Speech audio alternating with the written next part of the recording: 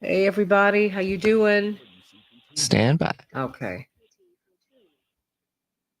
And then just send me a text to let We me know that you're can here, change the Pastor. world, Thank you. Will do.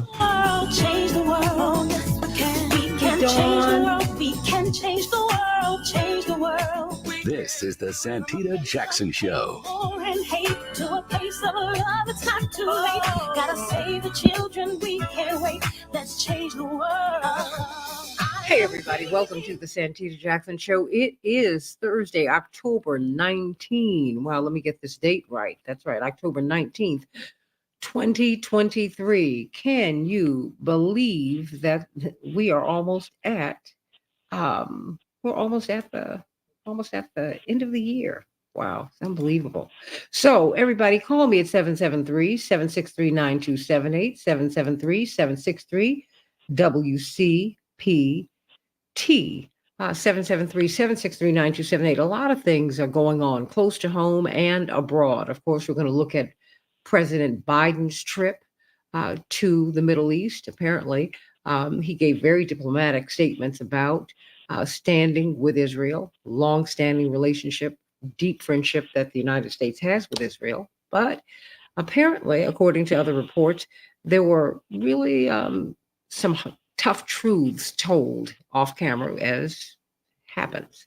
And so let's talk about that, everybody. Let's talk about that. But let's also look at the House speakership. We still do not have a Speaker of the House. There's scheduled, another vote is scheduled for today. And I just saw Congressman Jonathan Jackson on CNN talking about the Middle East. We're going to have him on shortly, but we're also going to talk about a letter he sent to the Department of Justice. He said, you need to charge Texas Governor Greg Abbott with human trafficking, among other offenses, because what he is doing is violating our laws. We want to talk with him about that as we look at this migrant crisis. I said, no, no, no. These people are guilty of crime. So let's get to it. We got a lot to talk about. But first up, we'll be talking about the Biden trip and what that's about, then the House speakership, and then we'll be talking about the migrant crisis. Let us get to the Santita Jackson Show, everybody. Let's get to some of these headlines. The U.S. said Israel wasn't to blame for the deadly hospital strike in Gaza.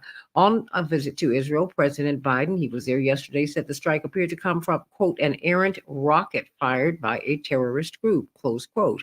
Problem is, most people in the area, military experts say that Hamas and none of these Middle East powers have a munition that is that powerful. So it had to have come from Israel. We will see. There's something going on here. Palestinian officials said Tuesday strike killed 471 people, and it sparked protests all over the region, indeed all over the world. Jewish Voices for Peace. More than 300 people were arrested yesterday, calling for a ceasefire on the Capitol. Boy, oh boy. Representative Jim Jordan failed again to become the House Speaker yesterday. The Ohio lawmaker lost a second round of voting as 22 House Republicans didn't support him. Those more people did not support him yesterday than the day before. A Dutch man admitted to the 2005 murder of Natalie Holloway. God bless her family. Joran van der Sloot. You remember he kept saying that he did not do it. Well, he said in a plea deal yesterday that he beat his child, 18 years of age, to death on a beach in Aruba after she rejected his advances, and then he just dropped her in the ocean. A man who served 16 years for a wrongful conviction was fatally shot by a deputy. Leonard Cure was freed from prison in 2020 after being exonerated of armed robbery and aggravated assault in Florida. And he was killed by a sheriff's deputy doing a traffic stop in Georgia. Can you believe it? The Camden County Sheriff's Office released video footage of the killing yesterday. Lead pollution from small planes is harming people's health, and the Las Vegas Aces, yes, won the WNBA title last night with a squeaker of a win, 70-69 over the New York Liberty. Well, they took the series 3-1. Congratulations, Aces star Asia Wilson scored the game high 24 points in Game 4, and Las Vegas became the league's first back-to-back champion since the LA Sparks in 2001 and 2002 in Chicago. We're going to have a high of 59 degrees. It will be cloudy. Minneapolis, St. Paul, the same, 59 degrees and cloudy. In Major League Baseball, the Astros 5, The Rangers, excuse me, the Astros 8, the Rangers 5, but the Rangers still lead that series 2-1. Today, the Phillies will be playing the Diamondbacks, and the Astros will face off against the Rangers once more. And the Jaguars will be playing the Saints tonight. Boy, we've got our plates full. Let us talk to you, Pastor Darius Brooks, sending you so much love, of course, of the famous Tommies, not of them. You are the head of them. You and Percy Bate have written all that wonderful music down through the years, winning all those Grammys and really saving souls and touching lives. But you are a pastor of a church right now, Grace Central, in Westchester, and you are giving away food. Before you give us the good news, tell us how we can get this food, hundreds of dollars worth of food, that all we have to do is get in line and get it. Great Central Church, 10216 South Kitchener Street, Westchester, Illinois, right off of 290 and Manheim. That's every Tuesday from 5 till 7. Great Central Church, 10216 South Kitchener Street, Westchester, Illinois. You can go to greatcentral.net for more information. You can go to dariusbrooks.com for more information as well. On Wednesdays at 12 to noon, we do seniors, so they would not be out in the evening on Tuesdays. And it was jam-packed this week, Tuesday and Wednesday, Santita. It was jam-packed with people needing food, and I'm just honored we're serving. Again, that's Grace Central Church, 10216 South Kitchener Street, Westchester, Illinois, on Tuesdays from 5 till 7, and then Wednesdays from noon till 2. Santita, I want to go straight to the Word of God that blesses me. This is where my navigation comes from. My daughter from Texas called me, and she says, Daddy, I need a word. I need a word. I said, you already know everything you need is in the Word of God, from love stories to murders. For the Word of God is quick and powerful and sharper than any two-edged sword, piercing even to the dividing sunder of soul and spirit, and of the joints and marrow, and is a discerner of the thoughts and intent of the heart. Santita, I'd like to use for a thought today, if I had, real quick. God is not just a good God. He's not just a good God. And many find themselves, when things are good, saying God is a good God when they get paid or when they get married. When things are good, they just think that he's just a good God. But Santita, those who love God, his word, experiences the Word of God being living and active, sharper than any two-edged sword, piercing to the division of soul, spirit, and joints and marrow. What he's saying is that when it comes to God's word, it's not just something that's here. Being means present tense, and it's living in our lives. We're to literally use God's word.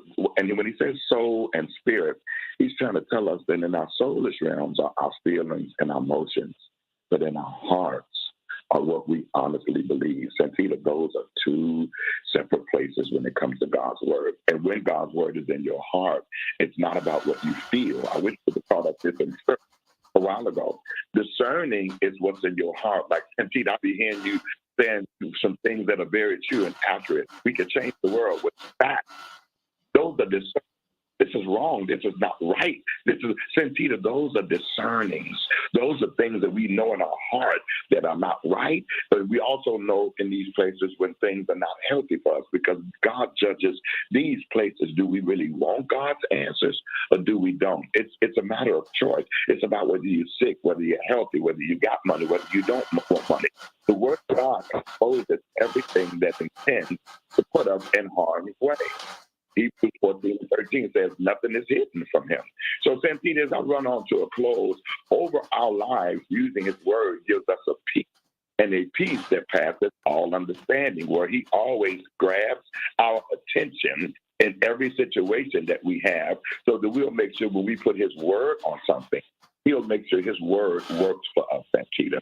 I love it. A son is given. He tells us this in Christmas, and government shall be on his shoulders, and he will be called Wonderful Counselor, Mighty God, Everlasting Father, Prince of Peace. He will reign on the throne of David over his kingdom, to establish and sustain it with justice and righteousness from that time forevermore. And Santita, the zeal of the Lord of hosts will accomplish what God has already put in the earth. I got to share with you as I close. Don't you worry about things when you trust God with a whole heart. I promise you, before you can say God don't work, you will probably say, I didn't really trust him. Trust in the Lord with all your heart and lean not to your own understanding, and in all your ways acknowledge him. And he promised to direct our path. God is not just a good God, Santita. We put limits on him. God is God. He'll handle anything that come our way. Amen to that. I love it. I love it. I love it. And that's so true. We just have to trust. And that's the hardest part. It's very, very difficult. I don't know why it is, but gravity is a beast. It's a beast. Yes, sir. Pastor, how can we, because I really want people to be able to get this food. This is such a big deal because the fact that you have more people this week than you had last week, more people last week than you had the week before, and on and on. The numbers just continue to grow. How can we get this food? Grace Central Church, 10216 South Kitchener Street, Westchester, Illinois. It's from 5 till 7 every Tuesday. And on Wednesdays for seniors, noon till 2 for seniors to come out. And Santita, we love serving. And I like seeing people leave with food. They lined up in front of the church around 3 o'clock. All parking places are filled all around the church at 3 o'clock. No later than 4 o'clock.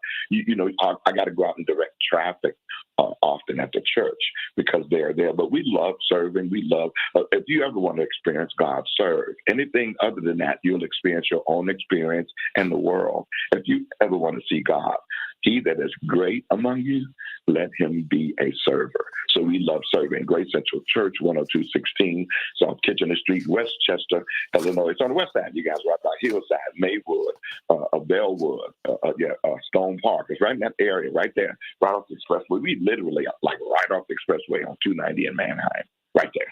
I love it. I love it. I love it. Well, you know what? I want to thank you for all that you do, for all that you are doing. Very quickly, where can we catch the Tommies? Are you going to be around here anytime soon? Well, the Tommies are out of town more than they are in town. Yeah. We'll be at Progressive in December. We'll be in Detroit at Pastor Kinlock Church, 40,000 membership, the 29th, the 28th, and the 29th. He has us doing 6 different services. We're getting ready to do a Christmas concert in December, but you can go to Tommy'sReunion.com, go to our website and see all that we're doing and traveling all over the place. Next year, we have 150 concerts. We are all over big venues. We'll be with some of the special R&B guests opening up or either closing with us. We'll be doing 12,000-seater venues. God is amazing. God is crazy amazing. So go to Tommy'sReunion.com and see our schedule and what we're doing, and we'd love to see you guys where we are. Wherever we'll be, hopefully we'll be in your city. Well, absolutely, absolutely. Well, you are on tour, and we just thank God for all the work that you are doing. Sending so much love to you and to First Lady Deborah and to First Young Lady Dasha. Sending you all so much love. Sending you all so much love. You know what? We've got a lot to talk. 3 topics we are hitting. We're kind of really hitting there's a lot going on every day. So we want to look at President Biden's visit to Israel. Some people say it was very successful. Others wondered if he put his thumb on the scales a little bit by talking about, the other team. But then reports have come out that he was very firm with Israel. And when you listen to his comments afterwards, in which he said, 911, I get it. This has been your 911, but I'm going to tell you, we made some mistakes. I don't want you to make the same mistakes that we made. Remember, 1 million Iraqis are dead on our mistakes. That's a lot of folks. And so we want to talk about that. We want to talk about the House speakership. The fact that we still do not have a Speaker of the House means that money cannot be spent. And we are closing in on another debt crisis. I mean, will America be able to pay its bills within another month's time? And then, of course, something closer to home. Congressman Jonathan Jackson has reached out to the Department of Justice to charge Greg Abbott with crimes. Yeah, he said, no, you are guilty of human trafficking and alien smuggling and on and on and on. Boy, these are explosive charges. But he said, no, you need to bear the weight of this. We need to look at what you are actually doing. We're going to have Congressman Jackson on shortly. He was just on CNN to talk about that. But we're first going to ask him about the Biden visit and what his impressions are. And of course, Attorney Robert Patillo will be on with us, as will Dwight McKee, and just a whole host of folks. It's going to be a really tremendous show today. I want you to call me at 773-763-9278, 773-763 WCPT. And I want to give my love to the Perez gentleman who we saw yesterday at uh, at the Roofers Union Hall out in Oak Brook. It was a wonderful turnout. I want to thank you so much for being there. We had a great time with you yesterday. Fantastic time. And we were able to talk about unions and why they're so important and what you get out of unions and how you can work with unions to get an education, be paid to go to school, come out with no debt, and start making a whole lot of money, a very comfortable living. And you're going to make a comfortable living because you'll always be necessary. The trades will always be necessary. So I want to thank everybody, Chicago Federation of Labor, Mr. Ryder, and everybody, Cisco, and Smart 265, all of you for just being so helpful. And of course, Melissa Rizzi, who produced it, pulled it all together. What a great event, Melissa. Hats off to you. And Joan Esposito, it's always an honor to be with you, this legend of Chicago media. So I want you to call me at 773-763-9278, 773-763-9278, and call me about all of these issues. What do you think about the Biden visit? What do you think about the calls for ceasefire? More than 300 members of Jewish Voices for Peace were arrested on Capitol Hill yesterday. They said, look, we want peace. You can't paint with a broad brush, everybody. A lot of people feel a lot of different ways for a lot of different reasons about this conflict. And of course, I'm going to ask Congressman Jackson about the conversation and actually the encounter that he had with Wadea Al-Fayoum's parents, well, his father. The mother is still in the hospital recovering from her stab wounds. Of course, he is the 6-year-old boy who was stabbed 26 times by Joseph Zuba, having been amped up on conservative radio, on just in mean-spiritedness. As Congressman Jackson said he had a toxic overdose of hate. Yeah, that's why we want to handle things a particular way on this show. So I want you to call me at 773-763-9278. Let's talk about that. And let's talk about Congressman Jackson's explosive charges against Texas Governor Greg Abbott. He said, Department of Justice, you need to charge him with alien smuggling, with human trafficking, with a whole list of human violations. What do you think about that? What do you think about that? Call me at 773-763-9278. We'll be back with more of the Santita Jackson Show in just a few minutes, right here on WCPT 820 and, of course, AM 950 Radio. God bless. Stay right there.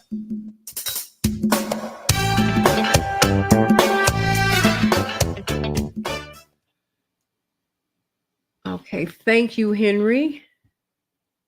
Of course. Okay, and get Mr. Patillo up. We'll get the congressman last. All right, sounds good. I have Okay. Bryce Green and Robert Patillo ready to go. Okay, fantastic.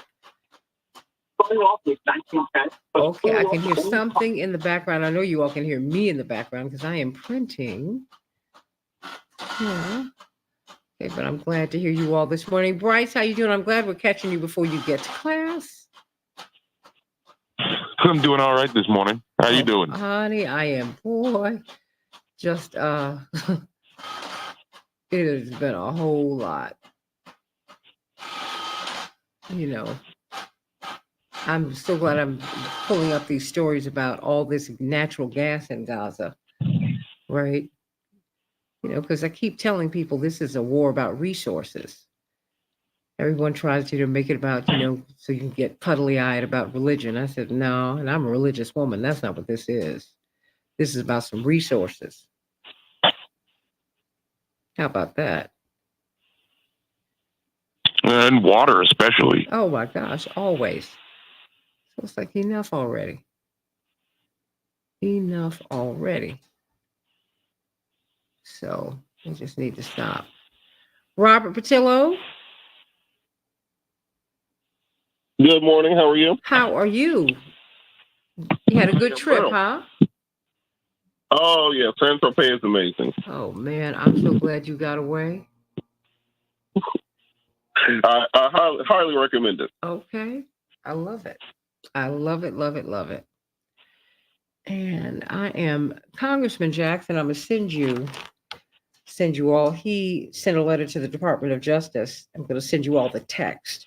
I'll send you a text, link the text to both of you because I'm a little bit rushed. And so I will send it to both of you. Do you know Bryce Green? Bryce Green and Robert Patillo, do you know each other? I do not. How you doing, Bryce? Bryce is brilliant. Yeah, I'm doing good. How you doing? Yeah, we've been on a couple times together. Yeah, Bryce is Yep. brilliant. He should absolutely be on your show with you. And that is Back is in what 90 I will seconds. say. Okay, thank you. Okay. And once we get up and going, you can bring the congressman on, okay? Okay, sounds good. I called him a couple minutes ago. Should I try calling him again, or should I wait for him to call back? In your opinion? Ask his office because I gave you his office number. Okay, sounds good. Ask them what it is that they want. Alrighty. What is best for him. Okay. Sounds good. I'll let you know in a second. Okay, thank you.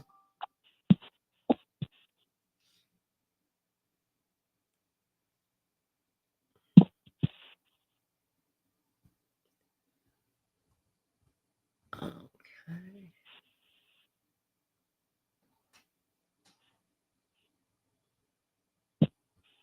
Okay, did you all get the link to the story? I'm sorry I didn't send it to you all sooner.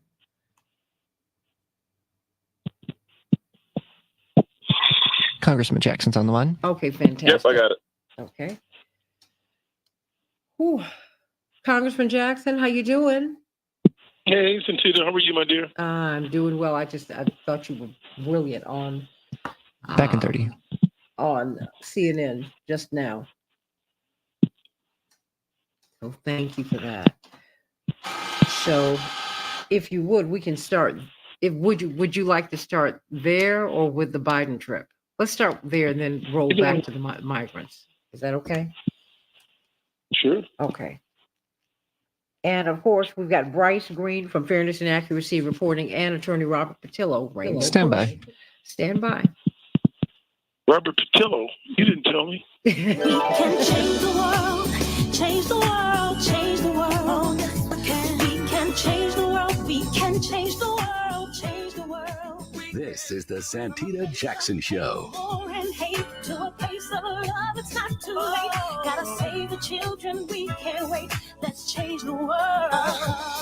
Hey everybody, welcome back to the Santita Jackson Show. It's Thursday, October 19th, 2023. I am Santita Jackson. It's a joy to be with you on WCPT 820, the nation's largest progressive talk radio station, and AM 950 radio, the voice of progressive Minnesota.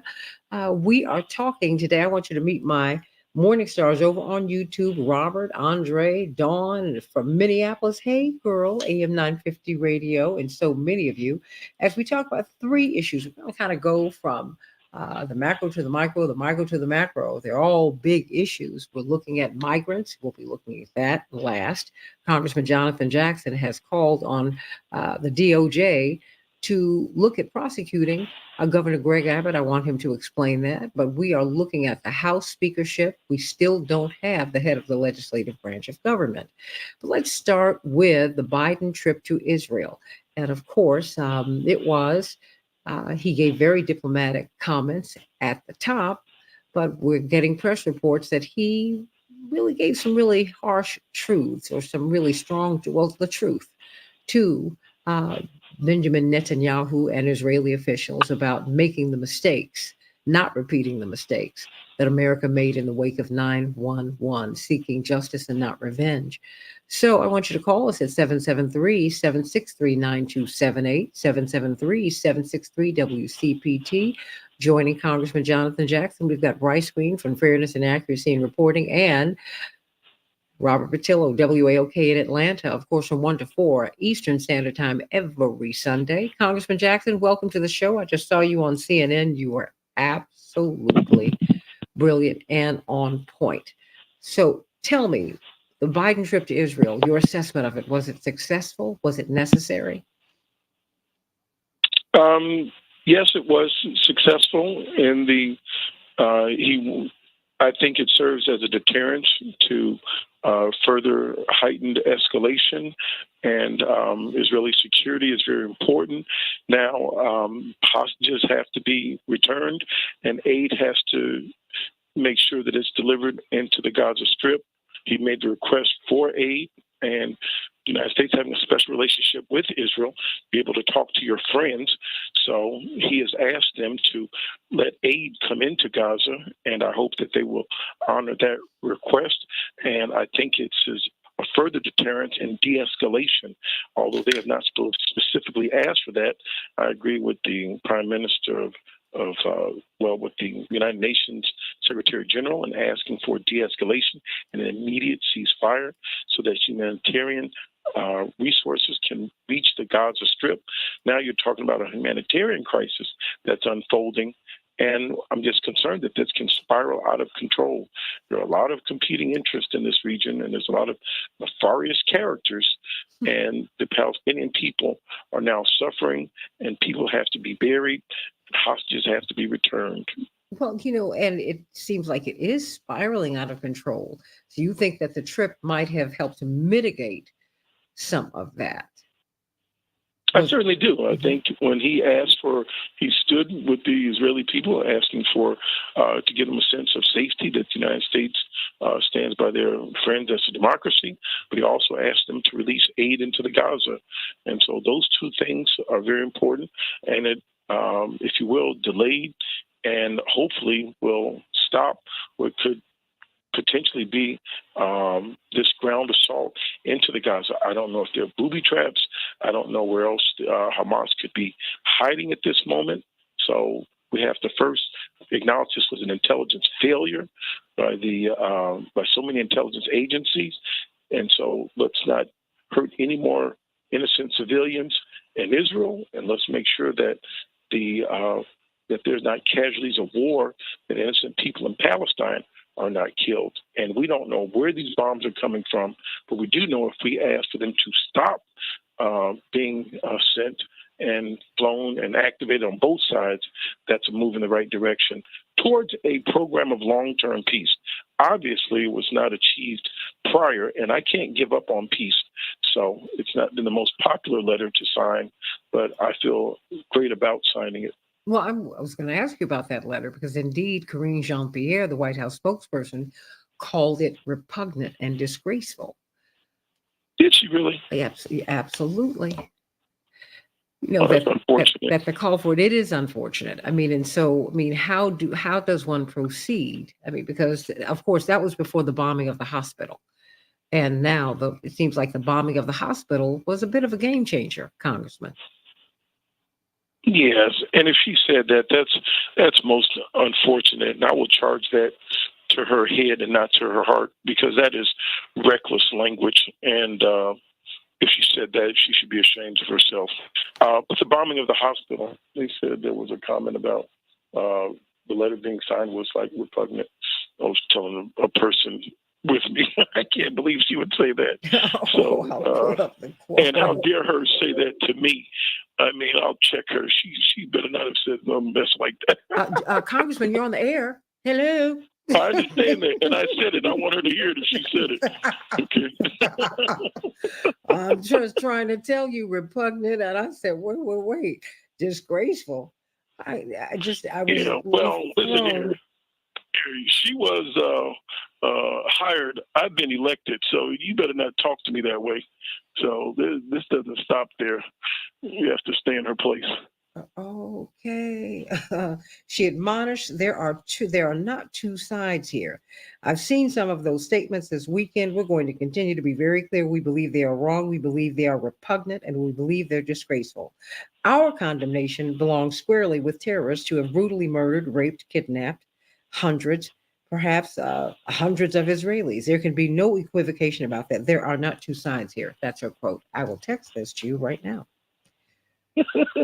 Yeah, I'll send her a letter. Come on now, you know your sister has receipts. You like the real Neon Dia, like Deion Sanders. Jeez, okay. Boop, you know me. Well, I thought it was in such a tense environment to say that. I thought it was unfortunate because I think she's done a lot of good work, but I felt that was. I said, I don't know what moment she's in, but we want peace. We want peace. We see that there were 300 members of the group Jewish Voices for Peace who were arrested yesterday on the Hill, pushing for peace. A lot of people all over the spectrum, Congressman Jackson, the UN Secretary General. Now, there are growing calls for a ceasefire, which is what you have called for. Um, can that happen? Well, will that happen anytime soon? Is the temperature changing? I am certainly hopeful. The young people. So you asked, was Biden's trip successful? Half of it, yes. Going into a war zone, talking with a dear friend, standing by them, asking for peace, asking for assistance to go to this humanitarian crisis unfolding in the Gaza where people are running out of water and fuel. And those bombings have gone, trying to slow down any sort of attack into the Gaza to root out Hamas. Although Hamas has to be rooted out, I think it has to be led with intelligence and information. This was an intelligence failure on how those bombs got in there and they were able to attack. Now, look at the lesson from Rwanda. In my last trip to Israel about 30 days ago, they were kind enough to take us to Rwanda to show the relationship between Israel and Rwanda. They shared with us that Israel has gone through a Holocaust and that Rwanda had gone through genocide.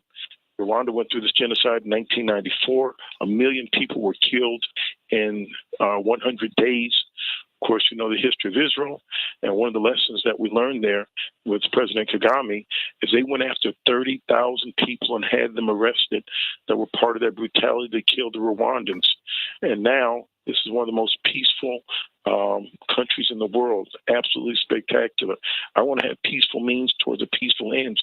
If we lead with diplomacy, if we lead with defense, we lead with intelligence, and go and get this terrorist cell out of there, and separate them from the Palestinian people can then have a chance at peace and freedom. But we've got to remove Hamas and not the Palestinian people. The Palestinian people are our friends. Israelis are our friends. And that's what the United States can do. It can be a diplomat. It can be a friend, and it can also be fair and also receive protection for the Israelis and the Palestinians at this time. But we can't sit idly by and see thousands of homes bombed and destroyed and innocent people being killed and people having to flee. 1 million people that are a 25-mile long stretch of land, 5 miles to 7.5 miles wide at its greatest length, being told to flee, and the desalinization plants are torn up. The hospitals are closed. We've got to provide some aid there immediately. It's drawing the ire of the world, and there's no other way around it, Santita. Will there be a plan to return the more than 1 million people who've been asked to leave? I've not heard that. We should ask the president's press secretary. She should have some concern about that. But I hope she didn't try to reprimand us. That won't end well for her. I really do. Okay. Well, Robert Patillo, just very briefly, your thoughts? Well, I commend the congressman for the work that he's doing. I do think that the conversation has to be around a long-lasting peace. I think all of us have dealt with this issue our entire lives. And when we talk about terrorism here in the United States, a large portion of it is based upon the relationship between the United States and our ally being Israel. But this conversation has not circulated enough around what Netanyahu did to become prime minister again. We say that Israel is a democracy, but they've had the same leader since I was in middle school. I have gray hair now. We talk about the fact that Netanyahu, when he ran for re-election, this last time, after being indicted for corruption and being found guilty, put together the most right-wing coalition that ran on a platform of the destruction of Palestine, the destruction of the Gaza Strip, of the eradication of not just Hamas, but the Palestinian people. We have to look at the judicial reforms that Netanyahu put in place that caused protests for the last 8 months in Israel itself. We have to talk about the siege of Gaza, where these people have been living in an open-air prison for 2 decades, with the Israelis controlling food, controlling water, controlling fuel, controlling electricity, controlling access to hospitals. So we have this conversation about needing to come together and needing to destroy Hamas. But we also have to do something about this far right-wing radical government in Israel, which has done nothing but escalate the situation for the past 18 months to a powder keg where this was inevitable. They depended on the Iron Dome to make them invincible. They depended on the laser dome, the $10 billion laser system they're now putting in place to shoot down rockets. We have to understand that when you push people into a corner like this, we've seen this around the world for decades. This is the inevitable result, and we have to have changes to those Israeli policies, and we want a long-lasting peace. Watching Star Wars on the plane, going back and forth. If you start thinking about which group is the religious minority that's being persecuted and having their land stolen, their way of life destroyed, and which group has lasers and advanced weapons and are taking more, and as an empire that is taking away from a group of poor people who are indigenous to those areas. The Palestinians start sounding a whole lot more like the Jedis, and the Israelis start sounding a whole lot more like the empire in this situation. You have to change those policies if you want to change the activities on the ground. We've seen for a century, you cannot defeat an insurgency militarily. You have to defeat it diplomatically, and the best way to end Hamas, to end this terror threat, is to make sure you improve conditions for the Palestinian people in Gaza and the West Bank and come to a lasting peace agreement. Rice Green? I completely agree. I'm very happy that the congressman is working so hard to advance the idea that a ceasefire is necessary, because it seems that so many people in our political system think that that's beyond the pale. If you do that, they'll call you with the terrorist. And that's what they call those JVP protesters. They'll say, you're with the terrorists, you're just pro-terror, you're pro-Hamas. And that sort of rhetoric, I was 5 years old when the Bush administration went into Iraq. And even I understand that you're with us or you're with the terrorists is very dangerous rhetoric designed to justify some of the most horrible atrocities an industrialized nation has ever meted out on a defenseless country. But we don't seem to have learned that lesson. And so the fact that there are people who are calling for a ceasefire is important, but it doesn't seem like in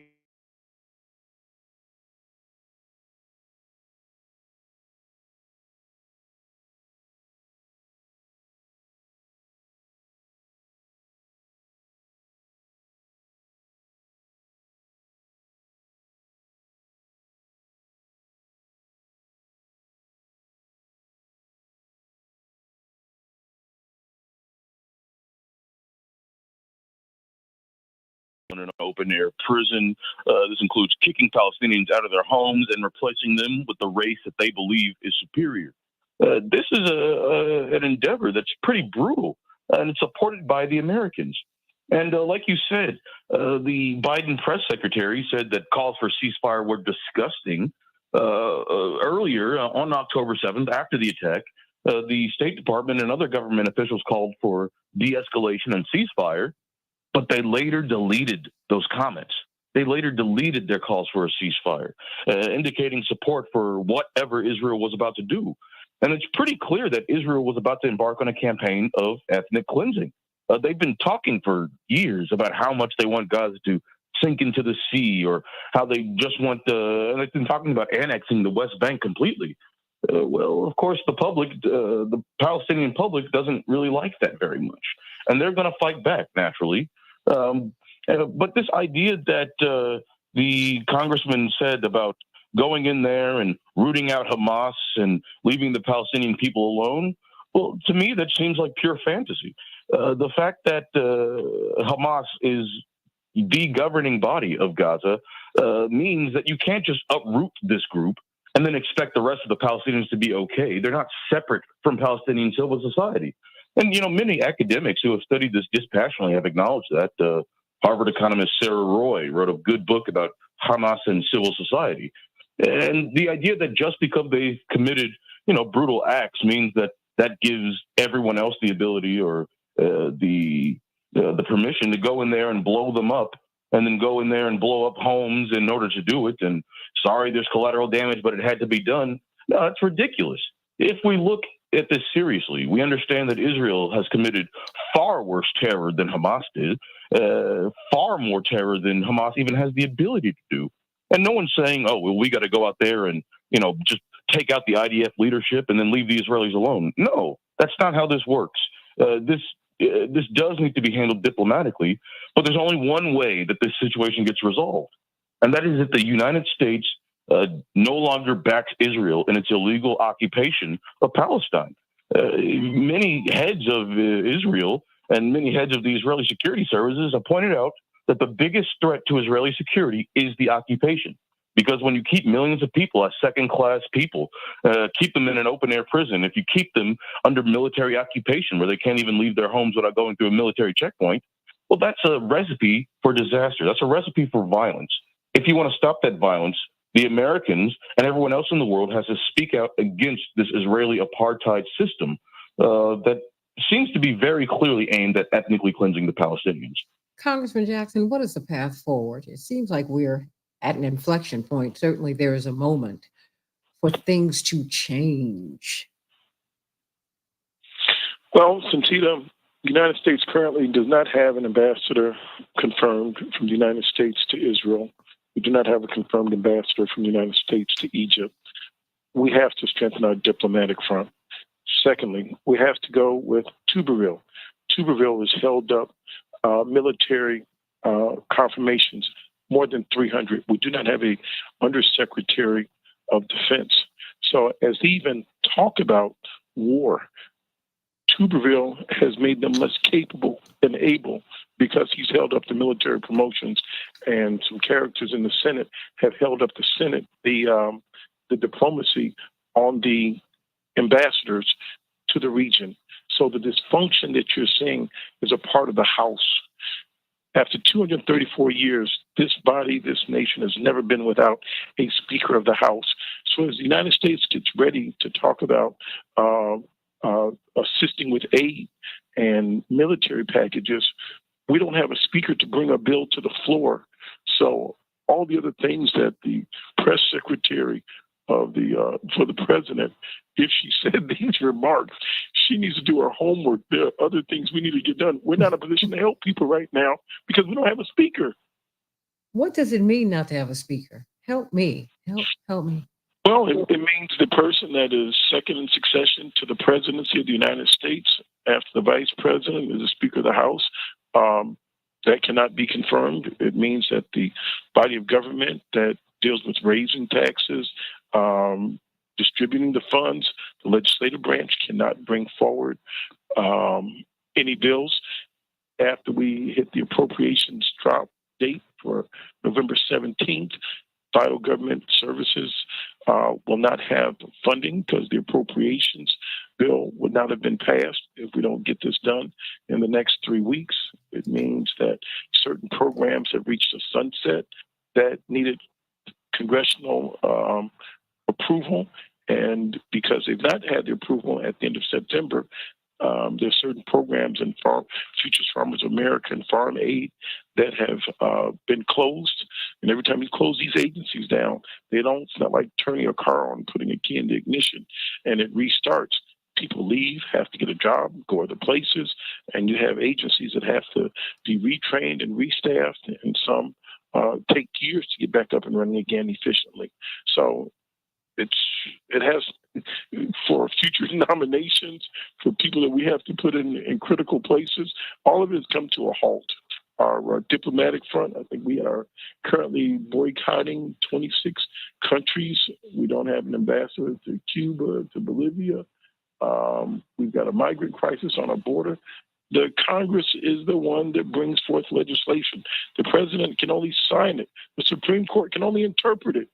So our legislative, our thought forward, our body to give leadership is closed.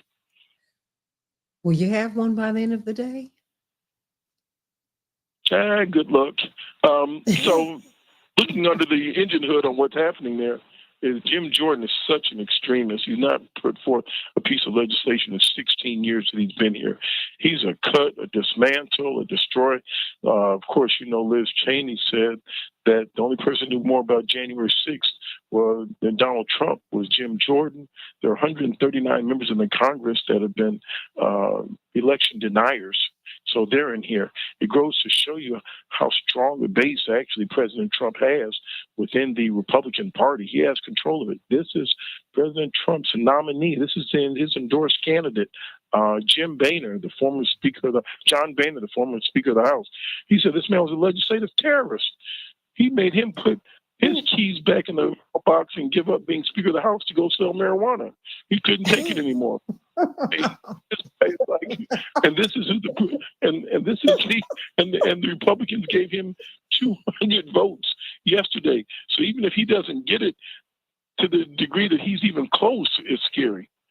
I mean, that he's just not a responsible, reasonable guy. And what is it? And what does he want to do? He wants to have a nationwide ban on abortions / dealing with women's reproductive health. Some women have cancer and are pregnant and have to choose between the life of the child and their life, or both of them die. I mean, it's women's reproductive health. It's not simply abortion. And this guy weighs in on it. And so it's too much to be said about him. I want to be respectful of the other guests. Well, I want you to be respectful. He won't talk about that wrestling issue over in Ohio. I said that, not you. And so, I mean, he's offered up no legislation. How can he be this close to the speakership, Congressman? How does this work? Because he's about dismantling parts of government. They are focused on cuts in Medicaid, cuts in Social Security. Some would like to eliminate the Department of Education. So he's a crusader for the anti. He's not a builder, a grower. He's for the anti. If you will, if there's a far left wing, they may have some goofy ideas I've come to see about government. And that's on the left within the Democratic caucus. I get that. But on the far right, you've got some people that simply don't want to govern. Actually, Speaker McCarthy did the right thing in May in bringing the vote to the floor so the government would not default on the debt. And it was passed with a minority of Republican votes and a majority of Democratic votes. And for that, he was excoriated by his party and had to try to retrade the deal that was agreed to raise the debt ceiling. He says, we'll deal with this in appropriations in the fall. The fall came. He tried to undo the deal that he had agreed to in the spring, brought the vote to the floor so that we would not have a government shutdown, meaning soldiers would continue to get paid. If we had not passed that resolution, our soldiers would be on these warships and in theaters of war all around the world and not be able to get a paycheck. They'd be wondering if they're going to pay their rent this month. He did the right thing. He brought the vote to the floor. Members of his own party took him out. We voted to keep the government open. We weren't voting to remove him. We were voting to keep the government open. The consequence, he was removed by his own party. It wasn't the Democrats?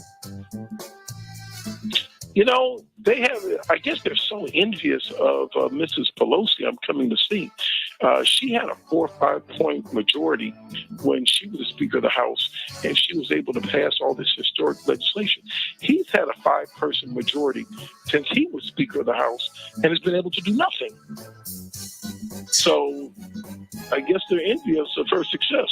So they want to pass legislation with no Democratic votes.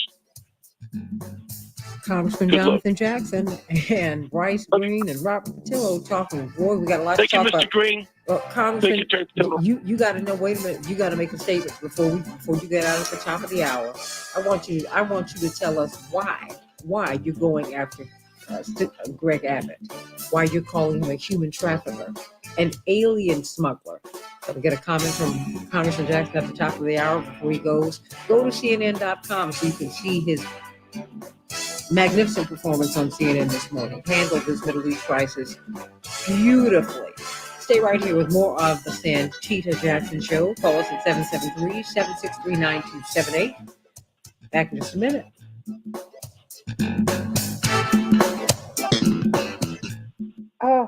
I am surprised you didn't know that she said that, Congressman. And we're on Facebook and YouTube. So I'm talking aloud. I'm on Facebook. Matt, did you hear the White House press secretary condemn the letter? Hey, Santita, I have to head out, but Okay, thank you sweetie. for having me on. Say goodbye to the congressman. Thank you. All right. It was great to be on with you, Congressman, and you too, Mr. Patillo. Absolutely. Okay, I look forward. See you soon. Oh yeah, All right, she see you. said it. That was like thank you, sweetie. That was among the first. That was she came on out and said that. Yeah, that's so unfortunate. I never would have. I would never blindside you. I thought you knew. Aw. Well, Why I would she sent say you that? several. I sent you several links. So Yeah. Bless her heart. You don't have to dwell on it, but it's it's important because it sent out a signal in that immediately, and it was like, oh my gosh, really? Awful. Awful. So what prompted this letter to the Department of Justice? I just knew there was something wrong. If I were to go to an elementary school to pick up my best friend's child, I need a letter. I need authorization. You just don't return. You don't put children in people's hands, even on the adults' words that you don't know. And you certainly cannot get children that come from out of the country without a passport. You don't know where they come from. You don't know whose child this is. And transport them across state lines and drop them in dangerous neighborhoods or in cold environments. It's inhumane. It's un-American. It's just wrong. And there's a process that the United States has. We have got laws that that are against the federal offense of alien smuggling, and that's described as someone that's foreign, domestic transporting, harboring, conspiracy, aiding, abetting. It's the U.S. It's 8 U.S. Code 1324. It's right on the books. Now we need some attorney generals between here and Texas to simply enforce the law. Oh, wow. If you have migrants that have entered the country without proper documentation, they're considered aliens under federal law. So Governor Abbott knows that. And as opposed to taking them as opposed to keeping them in the regular immigration process, he is busing these people specifically to Democratic-led cities. I would like to see immediately the bus drivers arrested. If I were the Illinois Attorney General, if I were over the Chicago Police Department, I'd let the people off the bus, make sure they're safe and fed, and try to get them housing and shelter and some food. But the bus driver, you're going to our county jail because you got paid to traffic some people and drop some people off. You've heard those babies crying all night.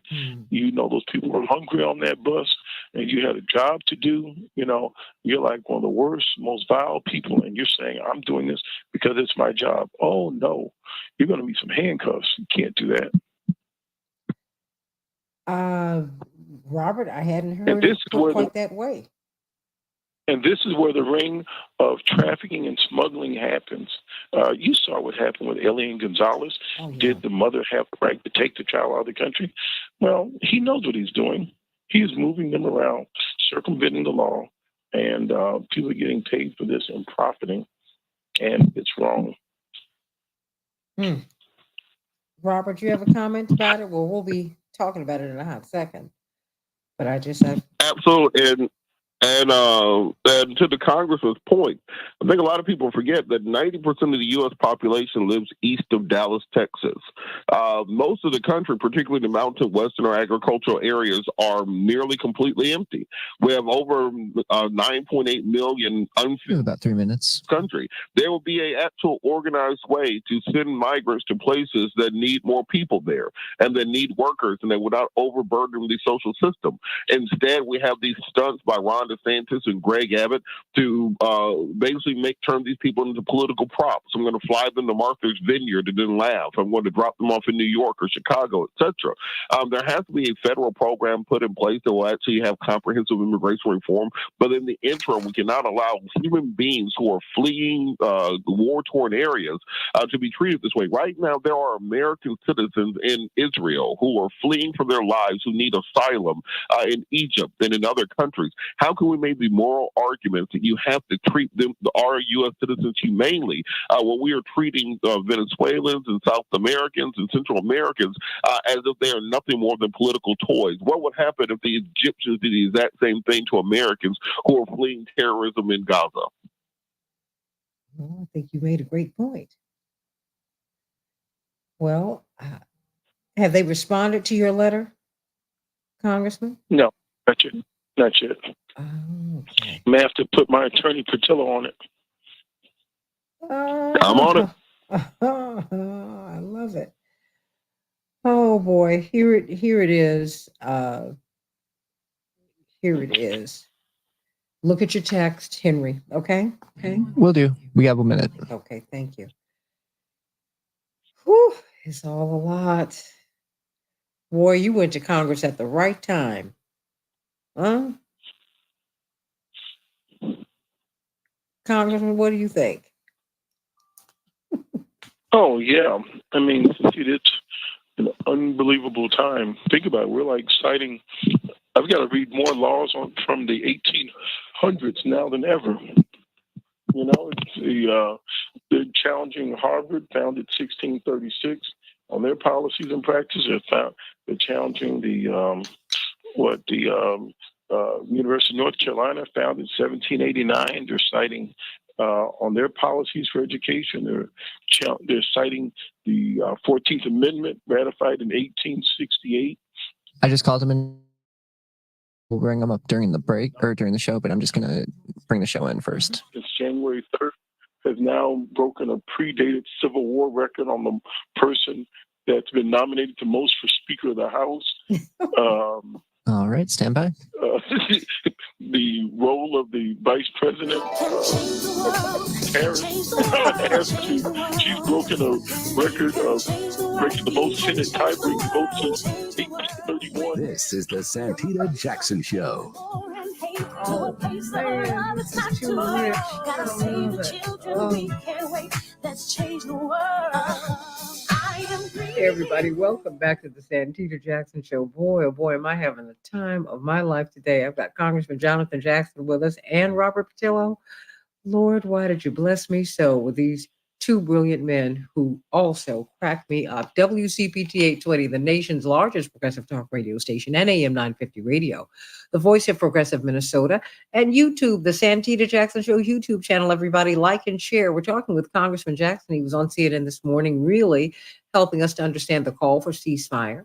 That is a call that he and other members of Congress have issued. Indeed, now the UN Secretary General, he signed on to it. Jewish Voices for Peace, 300 of them were arrested on the Hill yesterday, calling for a ceasefire, calling for an end to the bloodshed and a pathway to peace.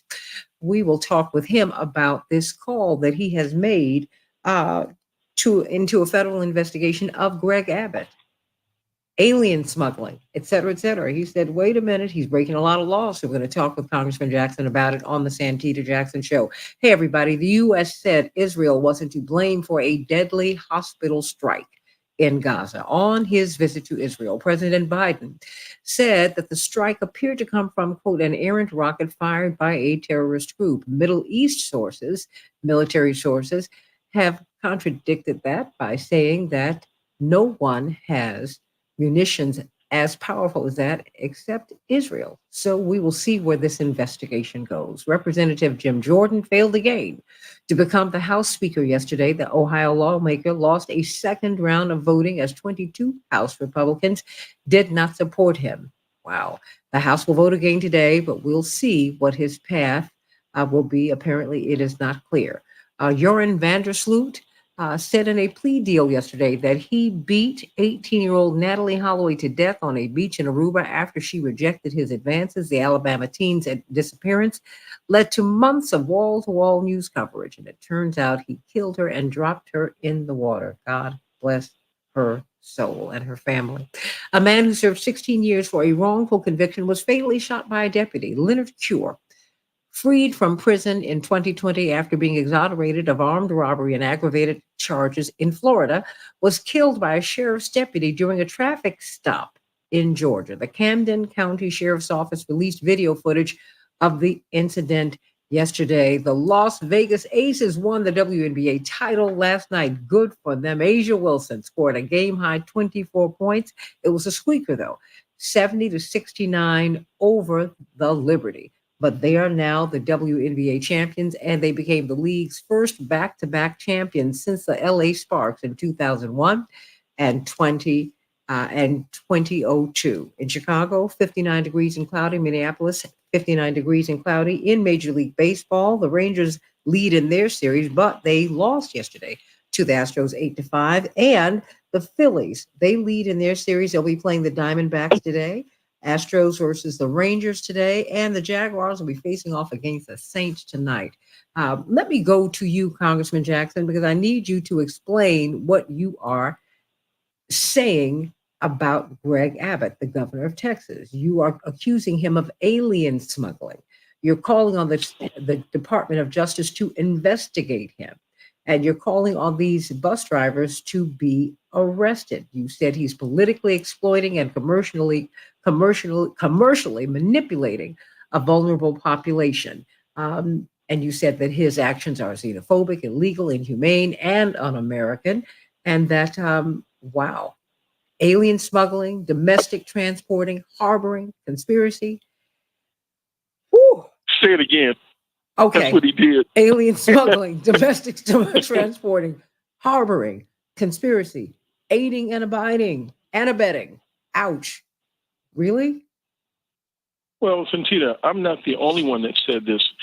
Yesterday, when we had the speaker's vote at the U.S. Capitol, the representative Tom Cole of Oklahoma, he said in his nominating speech for Speaker of the House, Jim Jordan, and I quote, he says, "There are human traffickers who are taking advantage of young men and women and frankly predators in our own country, and they're bringing them across, not by the tens or the 20s or the dozens, but by the hundreds and the thousands," close quote. This is the Representative Tom Cole, Republican of Oklahoma. I further say that what is happening is not only inhumane, it is un-American. Many migrants have entered the country without proper documentation. They are considered by federal law aliens under federal law, something Governor Abbott fully knows about. He has sent 120,000 people to New York City. He's targeting Democratic cities in the north, New York, Philadelphia, Washington, Chicago, Denver. And he is sending people that have never been in 60-degree, 50-degree weather. Now it's 30 degrees in Chicago at night and 40, and it's going to get colder.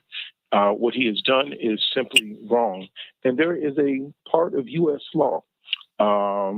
He is violating 8 U.S. Code 1324 under the federal offense of alien smuggling, since these persons are foreign-born, domestic transporting, harboring, conspiring, aiding, and abetting. So the bus driver that is seeking his pay, doing this commercial activity, and dropping these people off in neighborhoods after they've deceived them, not letting them know where they're going, which can also go into the statutes of kidnapping, to move people by deception or forcibly is wrong. And so, yes, I stand by those words. I sent that letter off to the Department of Justice, to Homeland Security, and the next letter I'm sending off will go to the Health and Human Services Director, because we need FEMA assistance and emergency shelter for people in need. Could this go to court? It should be enforced in court. For every state they are driving people through, it should be enforced. And let me tell you why this is so urgent, Santita. Let's talk about just the root cause of it, and I would stay focused on our agenda. That Venezuela has been under a boycott and a sanction for the last 15 years. They've had the equivalent of 3 Great Depressions. So this has created a migration issue throughout Central America. And because the United States is the only country in the world that has an issue with Venezuela, when those persons that are undocumented, that are Venezuelan citizens, come into the bordering country, what do? They take as many as they can, and for the rest, they put them on a bus and send them to the next country. And there's a train going straight up the Panamanian highway that brings them to Mexico and to our border. And their basic attitude is, you all have a problem with Venezuela. We don't. There's a refugee crisis that you have helped create because you've taken them out of the world's financial system, so we and no other person can trade with them. So let us give you their tired and their poor and those that are hungry that yearn to breathe free and bring them to your shore. There are encampments of over 400,000 people along this corridor of many more people that want to come here. If we don't deal with our foreign policy relationship with Venezuela, this problem is only going to escalate. And furthermore, Santita, what we've got to do is treat these people with humanity. I am concerned now as the weather goes into the 30s, and this is the reason it hit me the other morning. I went to sleep and had my window open and woke up extremely cold. Well, the temperature had gotten down to 30 degrees. I couldn't go back to sleep, and it was on my heart. So I went over to the police station on 71st and Cottage Grove and see this tent city of these people. There was no outside fire. There's no outside sanitation. People sleeping in the cold. Chicagoans cannot sleep outside in 30-degree weather. So these children are now permitted to go to school, and they should be permitted to go to school, are going to get sick. They're going to have to go to our hospitals. They're going to have the flu. It's going to be a disaster unless we step in with all due speed and alacrity. What do you think, Attorney Patillo? Are we going to court? How will this go through the system? Well, in reality, we've been dealing with this issue of the need for comprehensive immigration reform since at least 1988, when President Reagan issued the blanket amnesty. But the problem that we have is Republicans have absolutely no interest in solving this problem. There's a good reason behind that, because the legal immigration system that we currently have in place makes it very profitable to have under-the-table undocumented workers that keeps the American economy going. If you normalize citizenship in this country and create a system where employers have to pay everybody a fair and equal wage and provide health care and benefits, agricultural industry would collapse overnight. The hospitality industry would collapse overnight. Restaurants, if you want to go into a restaurant town and have a dinner, if you think it's expensive now, it'll be 4 or 5 times that right now.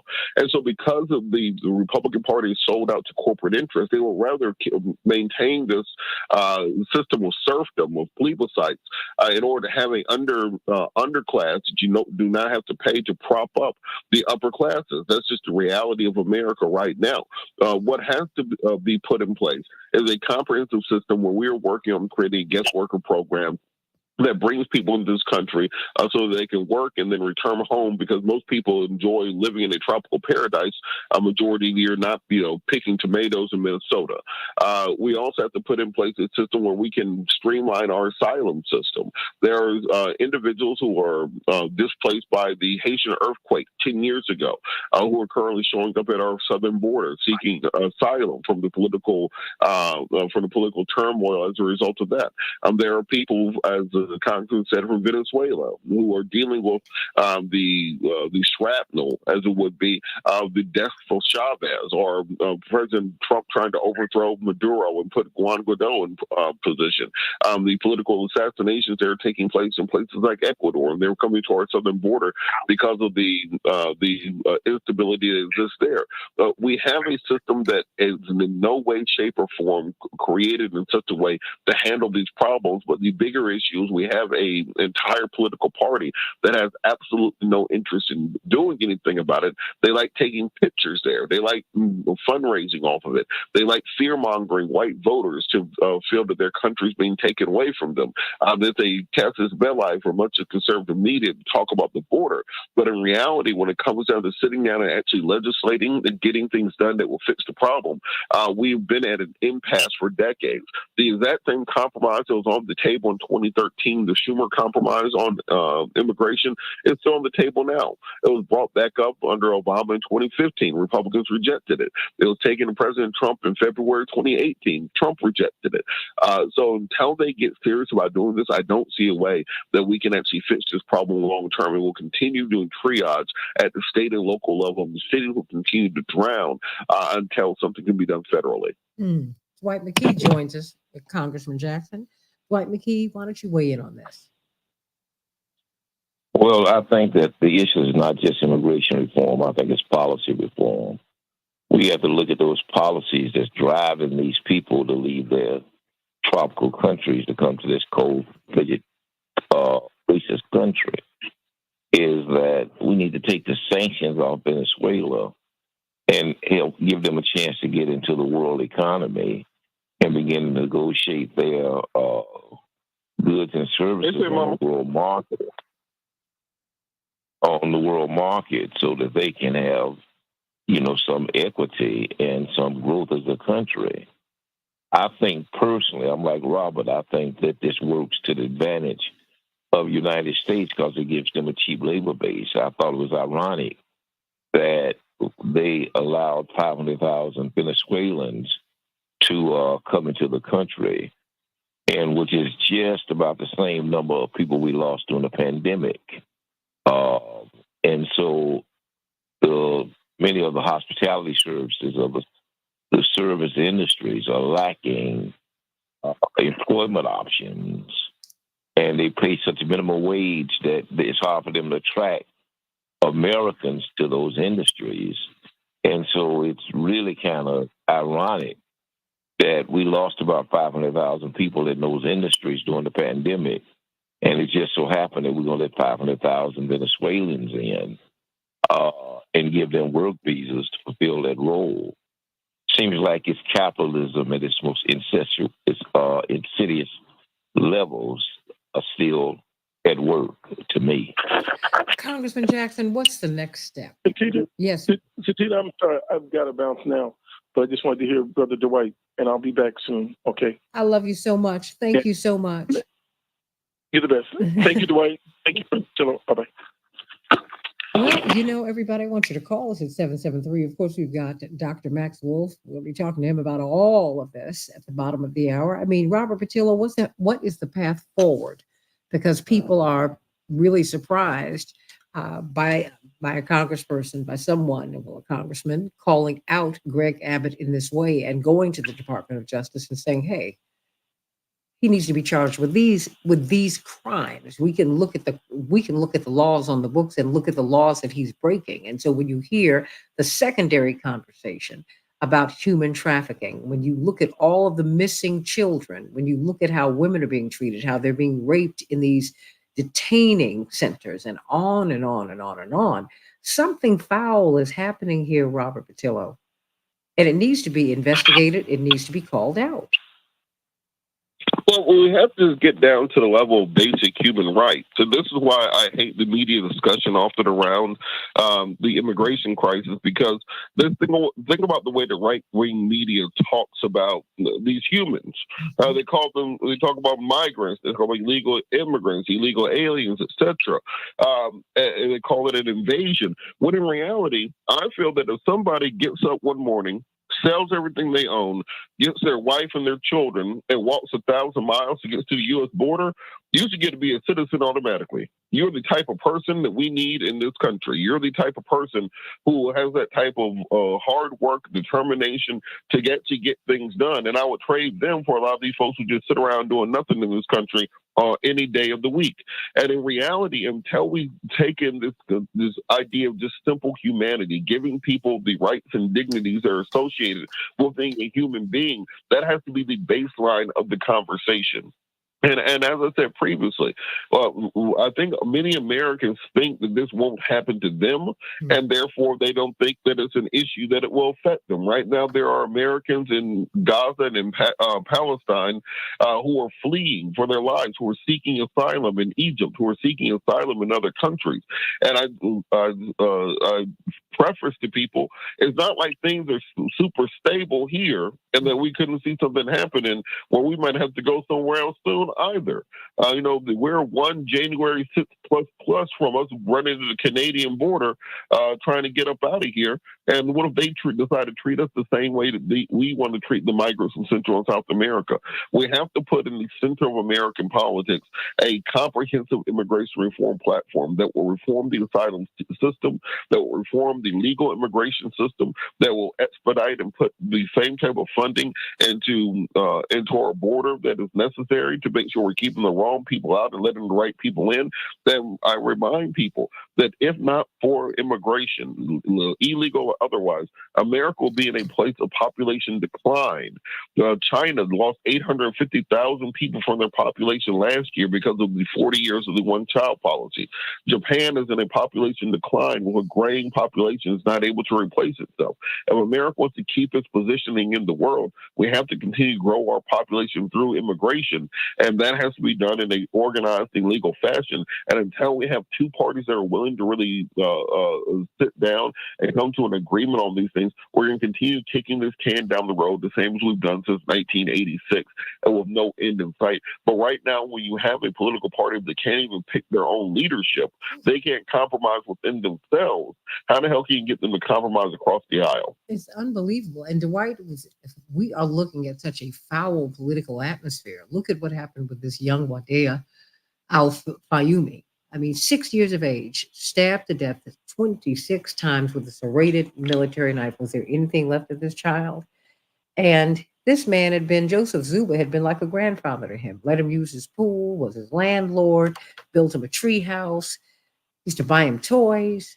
But in a week's time, his family said he was listening to conservative radio, and it was, as Congressman Jackson put it on CNN this morning, he got a toxic overdose of hate. I've got a couple of minutes before we go to break.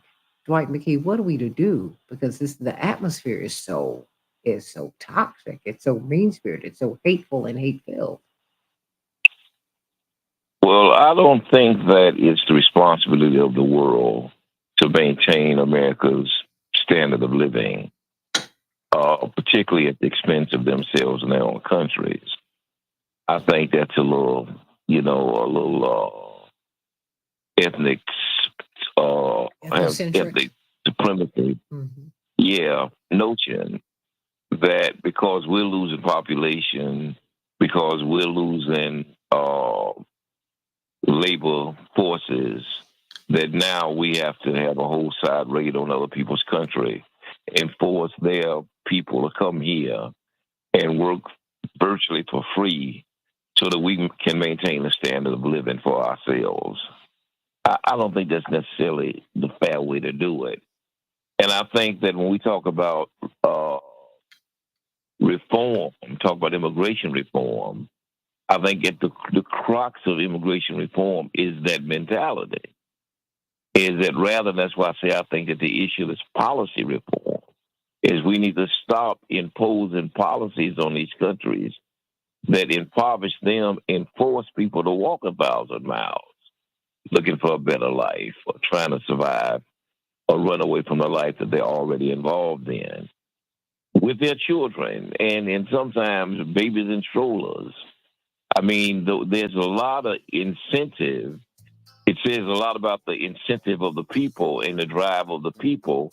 It also says a lot about what they're running away from. is the fact that you're willing to walk 1,000 miles to another country that you have no real sense of what lies before you. Tells you that whatever's happening in their countries is so diabolical that they're willing to walk 1,000 miles to get away from that.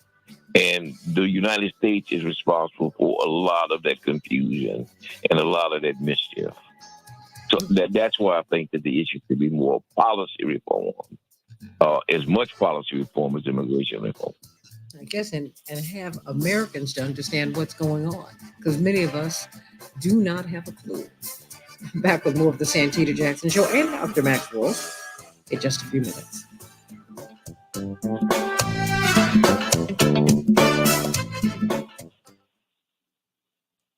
All right, gentlemen, we're still on the air. Keep talking. We have Dr. Wolf ready to go. Dr. Wolf, how you doing? I have two of your big fans, and Congressman Jackson just left. Yeah, good. He said he missed you. I'm good. Thanks for having me. Yeah, I spoke to him yesterday, so it's good. Good. I know you all had a good time, so I love it. I love it. So a little bit worried that his support for Jim Jordan was wavering, so I had to call up. Whew. I mean, he's passed no legislation. Unbelievable. That seems like a minor issue. Think of how many kids he's showered with. Ooh. Big number there. Robert, Dwight, you all still there, or have you left me? I'm still here. You know you are terrible, Max. Max is awful. I think I didn't make that decision. That's not on me. I'm just bringing it up. And I wouldn't normally, by the way. I wouldn't normally. You know, it's a matter of public record, and people in Ohio are very angry about that. At how he won his seat again. I don't understand, because that is a big scandal in Ohio. Huge. Yeah. Well, I don't say this to be derisive or anything, but the guy's clearly not getting the help he needs. It's probably not good for him either. I don't wish him ill. Ooh, okay. Oh, it's a lot. Henry, I'm going to come in with a live read, and then we're going to pivot to Dr. Wolf, okay? Sounds good. Okay, fantastic. Oh, you guys, this is a lot. Every day is something new. Every single day it is. I'm going to revise my education plan too, because I don't know if we teach the kids that the democratic process is you get a chance to vote for the same guy 15 times until we win.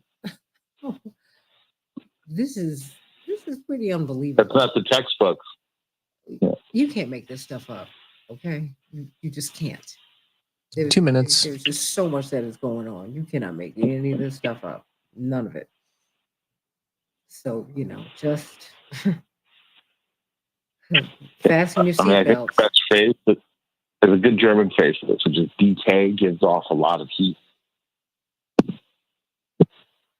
What is it, Max?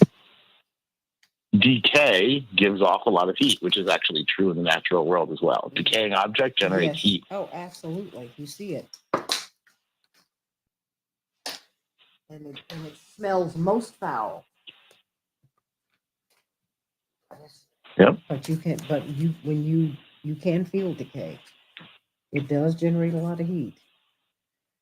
So everybody, we're going to come on in, and I've got this. Sorry, I'm trying to do a couple of things at once. And 1 minute.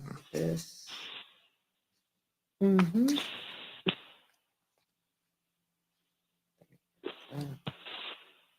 Talk with a mouse. There it is.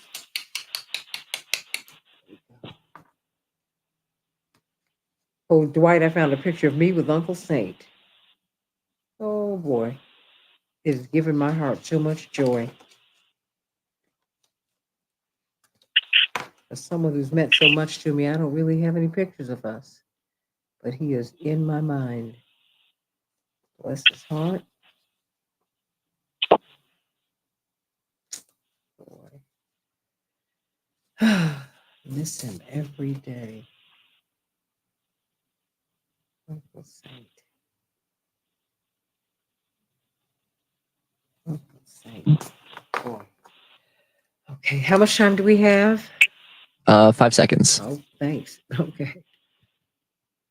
Stand by. No, it's all right. We can change the world, change the world, change the world. Yes, we can. We can change the world, we can change the world, change the world. This is the Santita Jackson Show. War and hate to a place of love, it's not too late. Gotta save the children, we can't wait. Let's change the world. Hey, everybody. Welcome back to the Santita Jackson Show, WCPT 820, the nation's largest progressive talk radio station at AM 950 radio. As we pivot to Dr. Wolf, you know, Dr. Wolf is always talking to us about the money. And I want to talk to you about getting your own home. It's the American dream, and many of us feel that it's beyond our grasp, but because you can't pull together enough money, right? But guess what? There is a new program. If you're looking to purchase a new home, you only need 1% down if you qualify for this program and no private mortgage insurance. That's right. So you need to call Team Hochberg so you can find out if you qualify for this program. Call them at 855-56-DAVID, 855-56-DAVID, or go to the website, 56david.com, and see what they have to offer. Up until now, saving for a down payment was the largest challenge that faced homeowners or potential borrowers when trying to buy a home. Just can't save enough money. Most Americans don't have any savings to speak of. Well, Team Hochberg now has a loan to help you overcome this challenge with this new 1% down payment loan. Team Hochberg wants to help you with this new 1% down payment loan. Your friends, family, coworkers, anyone who qualifies, you need to call them at 855-56-DAVID to see if you qualify for this program. It could be the start of a whole new life for you. If you're purchasing a home, do yourself a favor, call Team Hochberg to see if you qualify for their new 1% down payment program with no private mortgage insurance. It's not too good to be true. You have to qualify for it, but if you do, wow, it's good that it is true. So call Team Hochberg at 855-56-DAVID, 855-56-DAVID, or 56david.com. Team Hochberg has helped thousands of radio listeners just like you secure financing on new homes and refinancing their existing homes. But if you don't call, you'll never get the loan. But if you do call, you just might. So call them at 855-56-DAVID, 855-56-DAVID. And let's get this ball rolling, everybody. Dr. Max Wolf, the economy we've been talking about. We've been speaking with Congressman Jackson about his call to the DOJ. So why don't we just start there? Human trafficking, alien smuggling, aiding and abetting. He says, look, you need to arrest these bus drivers. They're complicit. This is a horror. I mean, we're seeing the women and men getting raped and sexually abused in these detainment centers, and they're just being put on buses and shipped everywhere, all over the country. Well, no, not everywhere, to Democratic-led cities. And so, talk to me. What do you think about this push up on the Department of Justice to look at this? Dr. Wolf? Oh, is he there? Okay. Well, I want you to call me at 773. He should be. 763-9278, 773-763 WCPT. We're going to see where Dr. Wolf is. But first, let me go to Fred. How you doing, Fred? I'm doing fine, Santita. I was listening to you this morning and listening to your brother. He came up with about 5 to 9 points, and I'm going to only respond to one. Okay. The illegal immigration. He says Governor Abbott of Texas should be charged with alien smuggling and the bus drivers. I got a better idea. Why don't he tell Joe Biden to enforce federal immigration law and seal the border? Now, someone said something about comprehensive immigration reform. That's a euphemism for amnesty. That would just put out a magnet for the rest of the people in the world. And Robert said anybody should come to the border should be given citizenship immediately. Robert, I've been to Red China twice. Was dying to get back before the pandemic. Everybody that came up to me in China said they wanted to come to the United States. So why do you want to take in another billion people? And Santita, I'll take you guys. I'll listen to you guys off the air. Thanks. No. Why don't you stay so that you can engage? Dr. Wolf is ready. Robert? Yeah. That's the point. I think, Fred, to your point about one, comprehensive immigration reform being a euphemism for amnesty, it's not. Reagan did amnesty. Amnesty is a Republican program that was put in place in 1986. Comprehensive immigration reform means that you're dealing with the DACAs, people who were brought here as children and have only known America as being a home and now are adults. It means you're dealing with guest worker programs so we can continue to have seasonal workers come to America but then return home in the off season. It means you're expanding H-1B visas, which are the thing that keeps America having a technological lead in the world by being able to attract the best and brightest minds to come to America to work as opposed to staying in India or Niger or other places in the world.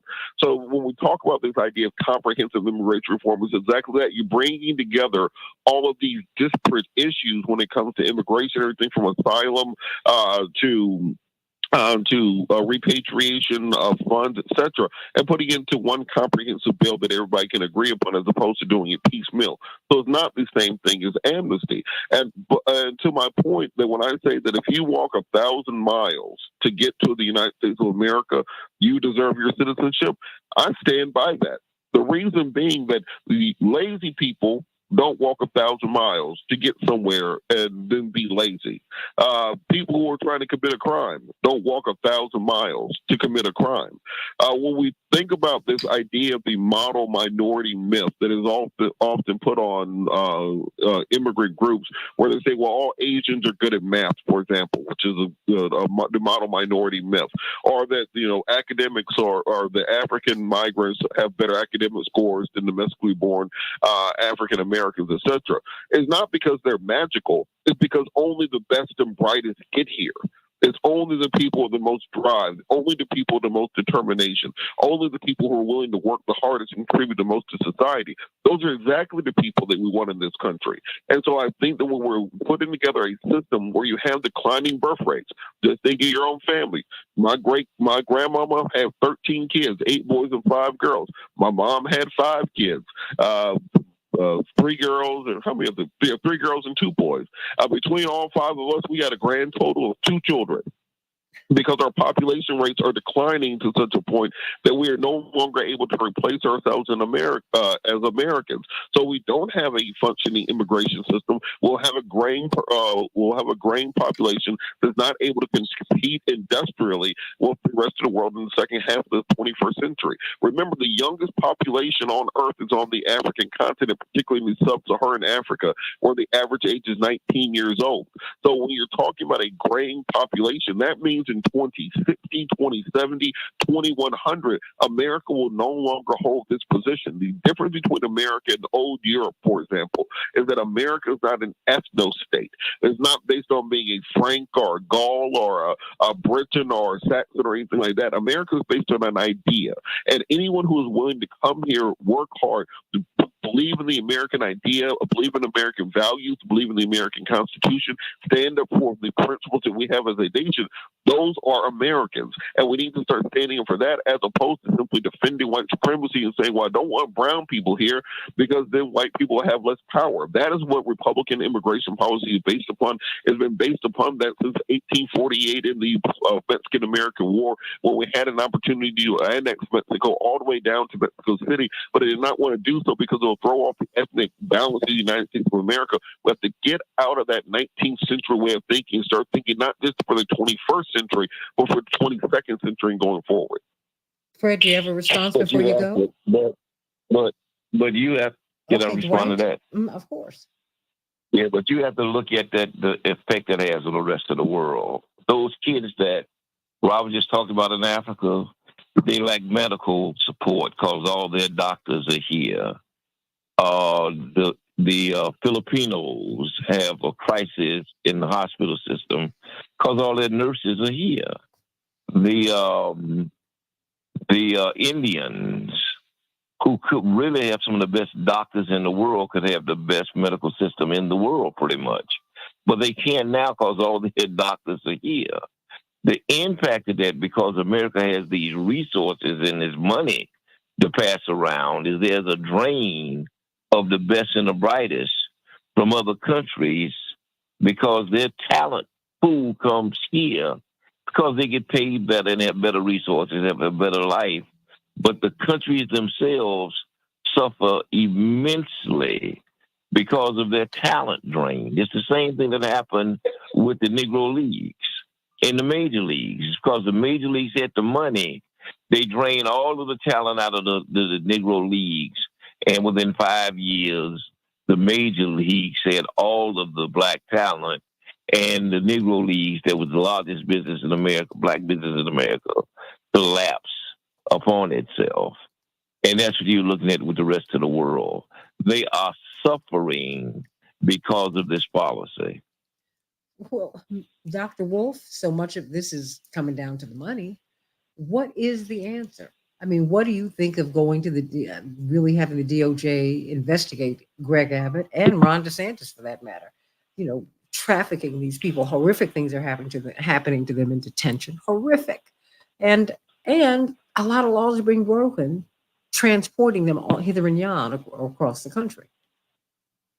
Yeah, I also think it's worthy just where this begins. Arresting people who have lawfully come here to apply for amnesty, which is allowed, is problematic. So arresting people because you don't know what else to do with them or because it's a good PR stunt for a base is real problematic, and it has a very disturbing history in this country. Right? Also, incarcerating people who are not even accused of breaking the law for extended period of time in close proximity to people who may have committed violent crimes is also problematic. Incarcerating children is also problematic, who are not accused of any crimes, and sets a very unsettling precedent, right? So I think you zoom out here, things look different. I also think that there are labor shortages in the country, and that may have to do with wages, but there are labor shortages in the country too. So that's worth acknowledging as well. And I think the truth that people need to face is in the 21st century, if you tell people they can't hire someone here, they will go there and hire them. They're not going to hire you, right? So full stop. It's time to sort of, that's a modern reality to do with the fact that capital is very deregulated and footloose and can move around. And the other thing is, or they'll automate the jobs, right? So you'll look to automation, you'll look to offshoring if you can't hire domestically. I think it's a big issue. I think there needs to be discussions and comprehensive reforms about how we let people in and who we let in. We never talk about the other end of the spectrum, but whoever you are, if you invest a couple $1 million here, you can buy American citizenship and skip the line. Well, right? Like that's a problem. We never talk about that one. Now, obviously, the lines are shorter. It's less common. It's a much lower head count. And then the last thing people forget is when you teach one group of low-income working people that their problems are another group of low-income people, what grows in that shadow is not good. For instance, if you immiserate and make illegal desperate people who are coming here, they're not going to stop coming here. We have learned that lesson the hard way every few years of the history of this country's immigration regulations. They'll be here. They'll be vulnerable. They'll be much cheaper. Low-income people in the United States will probably lose more jobs, and there'll be horrific labor abuses, and this will contribute to the general debasement of labor, which is what we've seen since we haven't always had this kind of enforcement, right? And this enforcement does tend to create other issues, which we also know about, which is it tends to be heavy-handed, and it tends to be heavily based on let's call it, not too precise ethnic profiling. And you can talk to people who were great-grandparents who were born here, whether, who look a certain way, who live in the border region, who have been stopped and asked for their identity 100 times in the last 2 weeks, right? Because it's hard to figure out where someone was born from looking at them, despite what you think, right? Despite what some people think, that they can make these determinations. So, no, I do think that's true. I would almost separate out the stunts we've seen from governors in places like, but not unfortunately, not only in Florida and Texas, which is trafficking desperate people out of your detention for political points is not an acceptable activity. It is probably a felony, depending on who you ask. One, and two is, I think they've highlighted an important issue we should talk about. Those of us in the blue states are already paying taxes for the red state. We already pay 110, 115 cents on the dollar into the government for every 100 cents we get back. So to me, the real welfare queens of America are Florida and Texas. And I'm not sure we need to be taking in their unwanted extra house guests as well, since we already paid their mortgage. So, so where do we go from here? I mean, what's the answer? I mean, I think you've got to call out DeSantis. You've got to call out Abbott. They did this to Black people, Black Americans in the '60s. This is we traffic people, we kidnap people, we overthrow their governments and force them here. What we're doing is horrific, and I think Americans need to be exposed to this, Max Wolf, and we have to confront this. I don't know if Americans need to be exposed to Max Wolf, but the rest of it I agree with. And look, I think that we're still doing a lot of stuff under cover of COVID. And what I would rather talk about that is we have given our citizenry piss poor social safety nets full of holes. And these discussions are about how good poor people in America have it. I always find those alarming, because a conversation that begins on a core premise that I consider flagrantly false is hard for me to engage. Right? We are unbelievably stingy and discriminatory in this country to poor people of every race, gender, creed, and color, but we have been particularly stingy with people of color, right? So this idea that people are coming here to steal our jobs, which are probably not ours, in this Shangri-La dripping with excess opportunity for low-income people, you've lost me at go, right? I do think we need a comprehensive immigration reform. I do agree with sentiments that are often mentioned. You can't just let anyone in here, right? I think that might apply to the people buying their way in too, not just walking and working their way in. But I do think that makes a certain sense.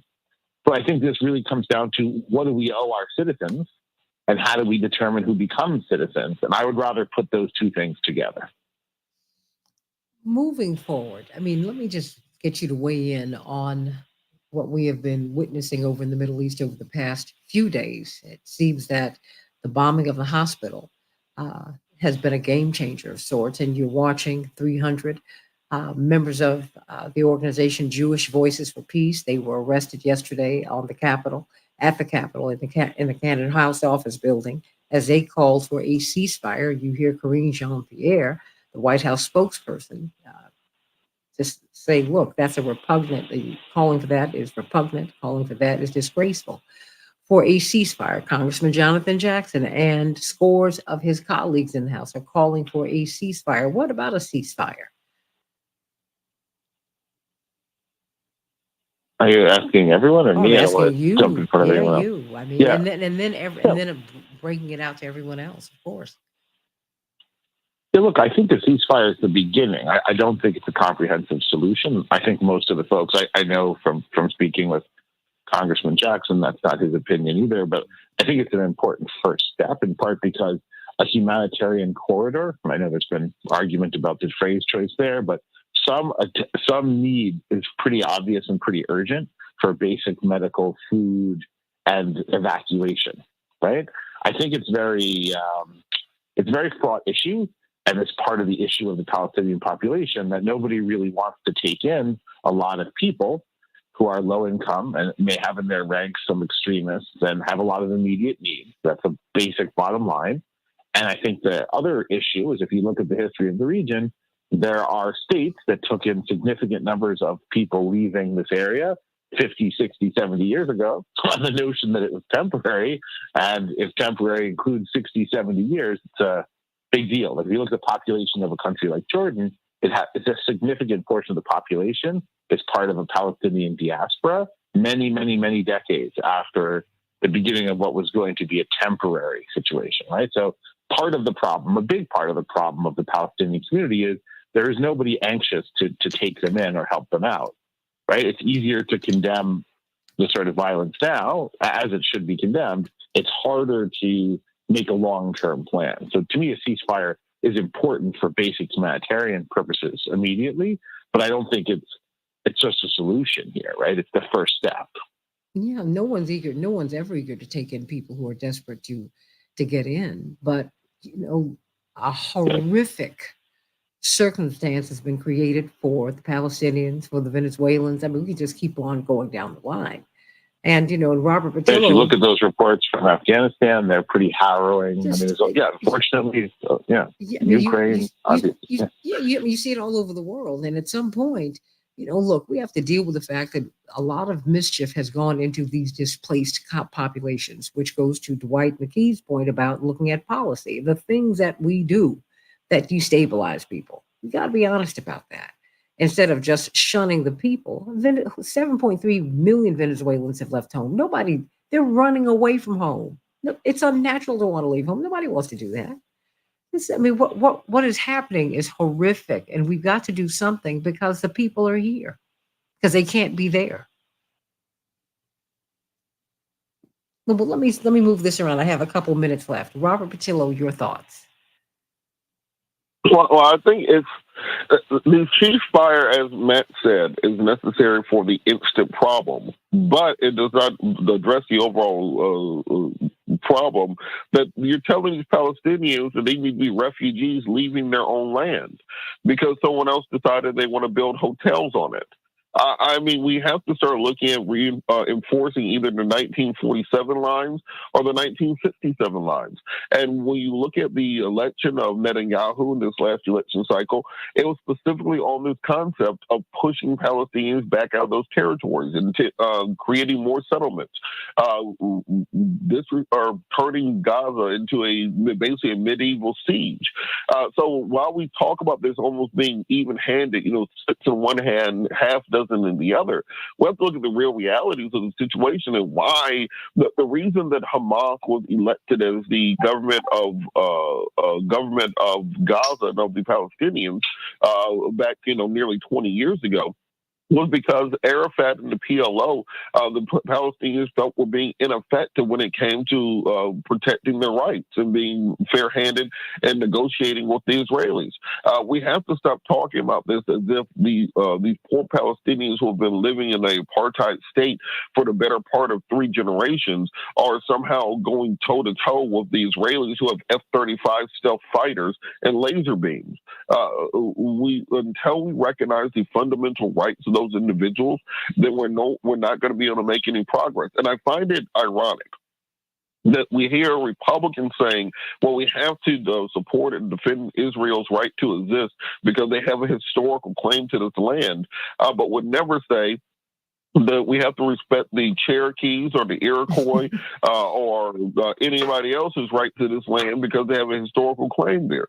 I find it ridiculous that we say, well, Israel, we have to support them because they were discriminated against and enslaved and killed by the Nazis in Germany. But then when you say, well, black folks were enslaved and killed right here in America, can we have some reparations? Can we have some land? And that's seen as being outlandish. We have to figure out what exactly our positions are, because the reason this argument is so different is because it's based on nonsense, and nonsense only takes you so far. We have to start having sober, real conversations. Dwight McKee, I have 1 minute for you. Well, that's always been my position, is that it's interesting that America supports the right to return on nobody but Israel and white people around the world, is that they don't support the right to return for those in Oklahoma who got run out by the Trail of Tears, nor for the South Africans who got kicked off their land by the Boers, or when Mugabe said, Africa for Africans, he became the enemy of the state. It's very interesting how selective they are, how they enforce his right to return. And the Israelis, who have been gone since 70 AD, which is 2,000 years ago, now all of a sudden have claims to the land that they haven't lived in for the most part for 2,000 years. And the Palestinians who've been there for 2,000 years now have to get up and move, because now you say God has sent you back to a land that many of them have never lived in the first place, because many of them are from Russia and never really lived in the Holy Land. And so this the inconsistency to me is amazing. I think there has to be a compromise. Okay. I think the land has to be divided as it was in 1947, and it has to be a two-state solution. Okay, you got the That's music. the only thing that can work. Gonna get a closing thought from All right, you I'm on going. the other side. No, on the other side of the break. Dr. Wolf, sending you all so much love. I'll be back with you on Monday. I've got to go to Atlanta tomorrow, but please stay tuned. It's going to be a great show. It's going to be a great show, and I'll be with you on Keep Hope Alive on Sunday. In the meantime, God bless you, everybody. Thank you, Henry, for a great show. God bless you. Have a wonderful day.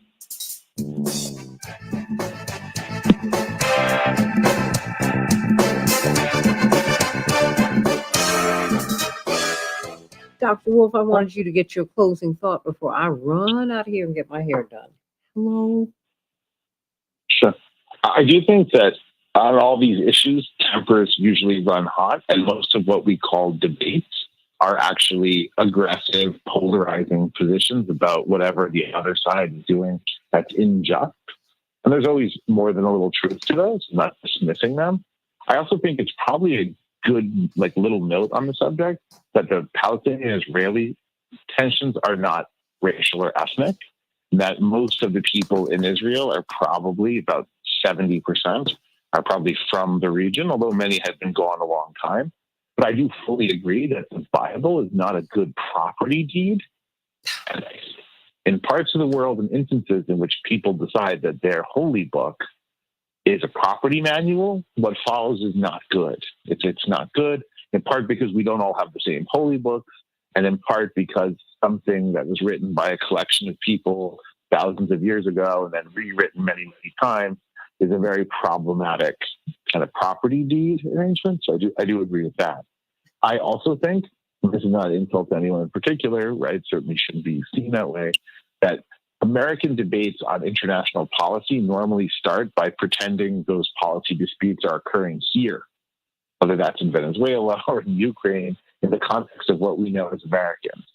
And it is a little bit of a culturally homogenizing thing to make that assumption. When people talk about why people migrate here, they make the assumption, understandable often, but not so accurate, that those people are facing the kind of everyday decisions that we face as Americans.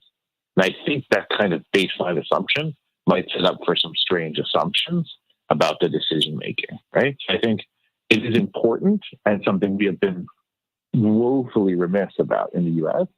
to start your understanding of people's circumstances, whether that's Israel, Palestine, Venezuela, Afghanistan, Iraq, you choose, right? With a real little bit of effort to understand what it's like where they are and their situation. I think if we did that too, we might be a lot more interested in our foreign policy and the ways it's related to these crises around the world and these crises here at home. And look at the money. Look, Gaza has a lot of gold and has a lot of gas and oil. I mean, we need to be honest about all of the layers of it. We need to add all the layers into this discussion so that Americans who, while we're not over in the Middle East, it's our money. And I think that Americans need to become more internationalized. That is to say, I think we need to have a greater understanding of what happens all around the world and what drives people to do the things that they do, think the way that they think, believe what they believe. It'll make us richer as a people. And so, and certainly better informed, because we are woefully uninformed, but more than that, we're underinformed, really. And so I'm just praying for justice and peace. As I've said countless times, Israeli security is tied to Palestinian justice. And that's just how it is. And until both receive all of that in full measure, you'll never know peace. You might know quiet. And if you hear a lot of quiet without justice, you need to be very uneasy. Dr. King said riots are the language of the unheard, and they are eventual. They are inevitable. John Kennedy said that too. We gotta do right. I don't want to get better. I want to get right. Come on, everybody. And yes, you have made everybody holler, Dr. Wolf. The Bible is not a property deed. Boy, that's rich. That's what Newport said. My father says the same thing. He said it ain't no real estate book, y'all. It's not. Oh, it's so much. Dr. Wolf, I'm sending you much love. You and your family. And Thank Robert you. Patillo, sending you much love. I am running out the so that I can. Oh, I just got my new Vanity Fair. Yes, you all with Barbara Streisand on the cover. I love her. I love Babs. I love her. I know that it's like apropos of nothing to all of you, but I really do love her. Really do. Oh my gosh, I can't wait. She's got a new memoir coming out, Max. I know you don't care. 992 I have pages. not pre-ordered it yet. Wow. 992 pages. And I just bought this book on All right. the making of the way we were. You have to understand these are like my passions, my obsessions in life. And I'm in the middle of the book. Got It it. is fabulous. I know you're cutting me off, all of you. I know you don't care. But I love it and I love her. So I just saw that. Yeah, I love it so much. I even brought it over on this side with me this morning. Yes, I did, because I'm going to take it with me to the beauty shop. Yes. There you go. I love her. I do. And I love you, Max. And I love you, Robert. Love you, Henry. I love you, Morning Stars. Remember the costume party, October 28th, 2 to 7. Costumes required. Donations desired. It's going to be fabulous. It's going to be wonderful, wonderful. You don't want to miss it. And I want you to be there. I don't know what I'm going to come as, but I will be costumed. And it's going to be fun. Let's just have some fun, everybody. Why don't we take the time and do some of that? Whew. It's just things are so tense. I think we need to step back and just have a little bit of fun for a minute and see my mother's graveyard where she's burying uh, maternal mortality and poverty. That's the kind of graveyard my mother has. Let us bury all of these ills that bedevil our society. I love you, everybody. God bless you. Have a great, great, great, great day. See you on Sunday on Keep Hope Alive and Monday back here. Love you, everybody. God bless.